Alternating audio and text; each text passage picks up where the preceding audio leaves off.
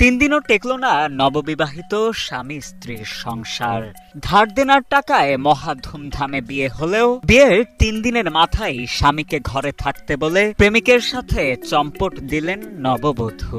জামাইডারে পোলাডারে ঘরে শোয়াইয়া যে আমি একটু ঘুরে আসি, তারপর একটা পোলার লগে গেল, এটা কি সম্ভব? সম্প্রতি বরকে ঘরে রেখে প্রেমিকের সাথে নববধূর পালিয়ে যাওয়ার এই ঘটনাটি ঘটেছে শরীয়তপুরের ডামুডা উপজেলায়। জানা যায় গেল 7 আগস্ট পারিবারিকভাবে কাবিনের মাধ্যমে বিবাহ বন্ধনে আবদ্ধ হন উপজেলার বাহেরচরের পোশাক শ্রমিক সাইদুল মাতবর ও কালুগাঁও এলাকার ফারুক হাওলাদারের মেয়ে ফারজানা আক্তারের।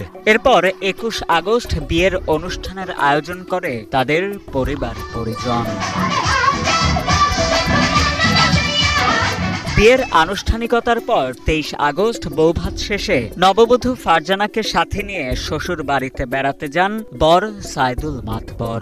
পরদিন সকালে নববিবাহিত স্বামীর চোখ ফাঁকি দিয়ে পুরনো প্রেমিক সোহাগ মালের হাত ধরে পালিয়ে যান নববধূ ফারজানা আক্তার। এ বিষয়ে নববধূ ফারজানার ভাষ্য, নিজের অসম্মতিতে অভিভাবকের চাপে পড়ে বিয়ে করেছিলেন তিনি।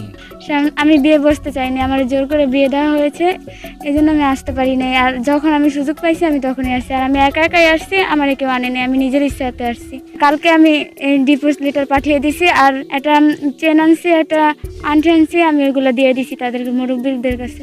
যদিও ফারজানার বাবা ফারুক হাওলাদারের ভাষ্য, জোর বা চাপ প্রয়োগ করে মেয়েকে বিয়ে দেননি তারা, বরং কাজী ও উভয় পরিবারের স্বজনদের সাক্ষী রেখে কাবিননামায় সই করে তার মেয়ে ফারজানা। আমি বলছি, দেখো তোমরা যদি কোনো জায়গায় সম্পর্ক থেকে বলো তাহলে আমি অন্য জায়গায় বিয়ে দিব না।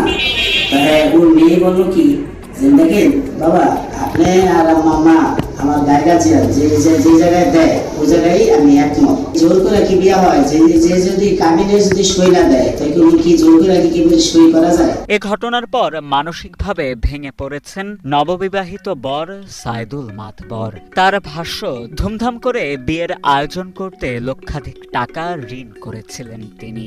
একদিকে সেই ঋণের বোঝা, অন্যদিকে নগদ অর্থ ও স্বর্ণালংকার নিয়ে নববধূর পলায়নে হতাশায় দিন যাপন করছেন তিনি। 4 লাখ টাকা খরচ করছি, 2 লাখ টাকা ঋণ।